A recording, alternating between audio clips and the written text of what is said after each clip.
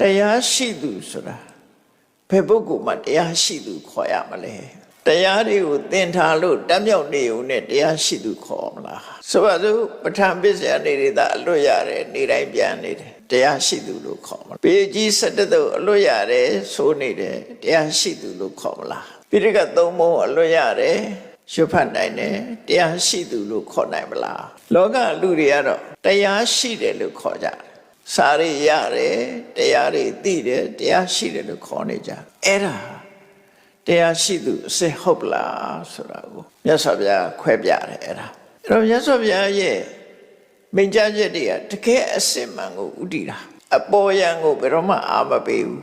နော်အနှစ်သာရကိုရဖို့လောကလူအများစုကအပေါ်ယံလေးနဲ့ကြည်နပ်နေကြတာအပေါ်ယံရွှေမုံကျဲ